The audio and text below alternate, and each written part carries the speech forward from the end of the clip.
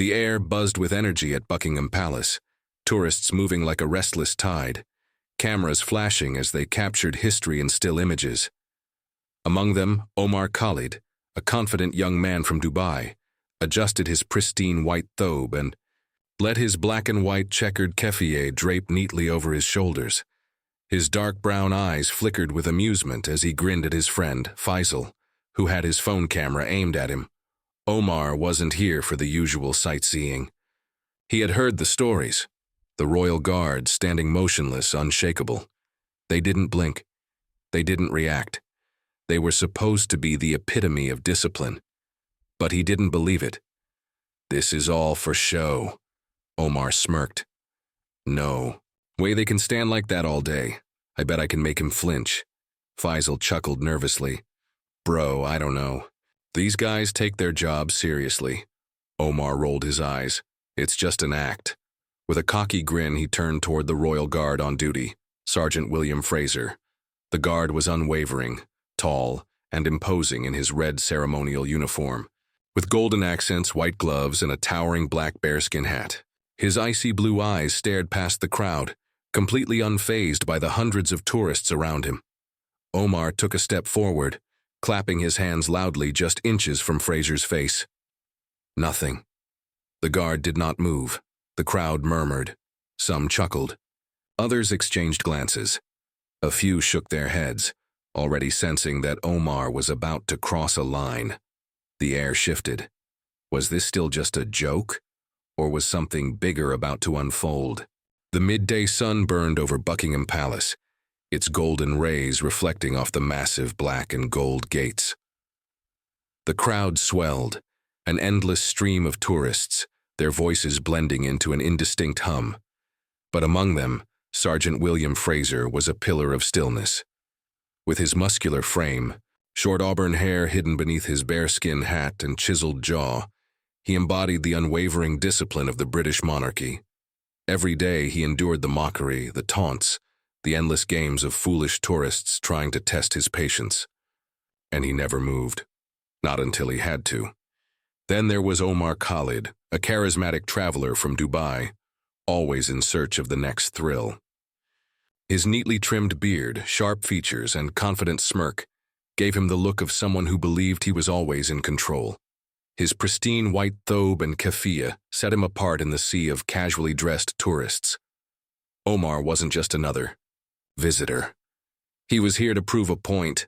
He adjusted the camera around his neck and took another step forward, testing the limits of the unbreakable guard. What would you do if you were in Fraser's shoes? Omar's confidence grew with every second that Sergeant Fraser refused to react. The tourist wasn't used to being ignored, especially when he was putting on a show. The silence was starting to get under his skin.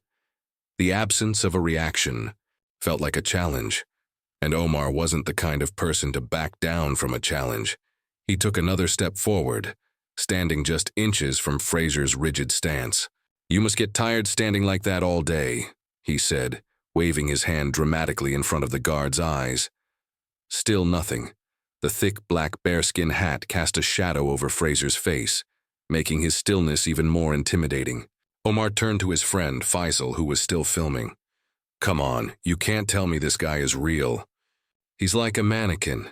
The crowd around them was growing. Some tourists chuckled, while others shifted uncomfortably. There was a fine line between playful teasing and outright provocation, and Omar was dancing dangerously close to it. But he didn't care. If anything, the quiet disapproval from some of the onlookers only fueled him. He had come here to prove something, to crack the uncrackable. As if testing the limits, Omar reached out and flicked the sleeve of Fraser's uniform. The movement was small, but it sent a ripple through the gathered crowd. A few people gasped, whispering among themselves. One older British man muttered, "He's going too far." But Omar, oblivious to the shift in atmosphere, simply grinned. "See? He didn't even move," he announced, puffing up with confidence. But Fraser's stillness wasn't a weakness, it was a warning. Still, Omar wasn't finished. His pride wouldn't let him stop now. The crowd had their eyes on him, waiting to see what he'd do next. With a smirk, he stepped even closer, this time invading Fraser's space entirely. The air between them felt thick with unspoken tension as Omar reached out again, this time, deliberately brushing against the guard's shoulder. Nothing. The world seemed to pause for a brief moment. The tourists who had been watching now stood motionless, waiting for what would come next. Some were uneasy, sensing that this was no longer a game. There was something different about this silence. Then, with a final burst of arrogance, Omar took a deep breath and shoved Fraser's shoulder. Everything happened in an instant. Before Omar could even register what was happening, Fraser moved. It was swift, controlled. A motion drilled into his body from years of military discipline. His left foot stepped forward, his gloved hand snapping. Up like lightning, catching Omar's wrist in an iron grip. The crowd gasped as one. The light, teasing atmosphere vanished in an instant, replaced by a thick tension that pressed down on everyone watching. The laughter from the onlookers was gone. Even Faisal lowered his phone, his face pale. The scene had shifted from playful mischief to something far more serious. Omar's heart pounded in his chest. The grip on his wrist was strong, not painful, but firm. It sent a message that words never could. This was not a joke. He had crossed a boundary he hadn't even realized existed, and now he was face to face with the consequences. For the first time, he met Fraser's eyes, and for the first time, Fraser was looking back at him. Omar had expected anger. He had expected frustration, a scolding, maybe even a threat. But what he saw in the guard's icy blue gaze shook him to his core. It wasn't anger. It wasn't even personal. It was authority. Step back. Fraser's voice was low, controlled, and absolute. He didn't have to shout. He didn't have to threaten. The power in his words alone carried the weight of something Omar had never encountered before. True discipline. Omar's mouth went dry.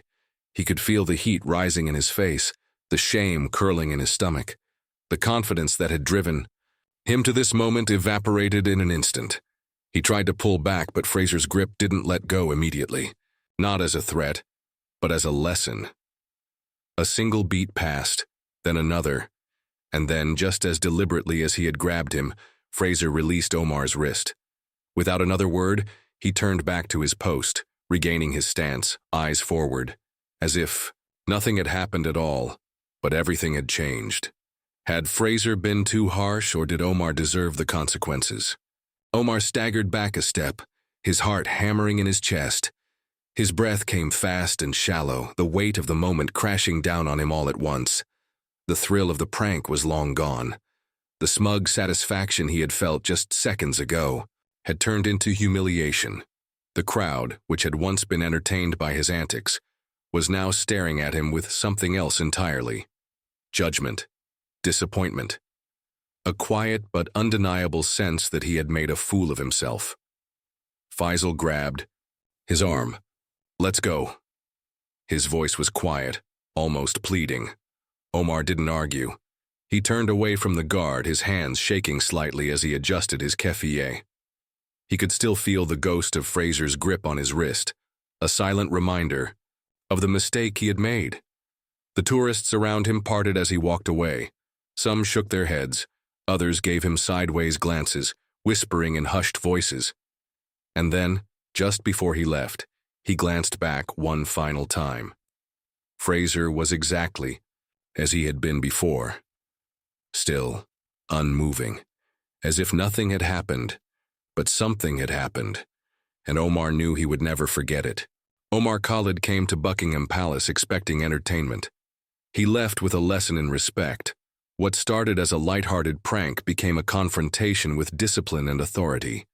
The guard didn't need to shout or retaliate. His silence and control were more powerful than any argument. What do you think? Did Fraser handle the situation correctly? Was Omar's challenge harmless fun, or did he cross a line? Would you have reacted the same way? Tell us in the comments, and if you believe in the power of respect, like and subscribe for more real stories that make you think twice.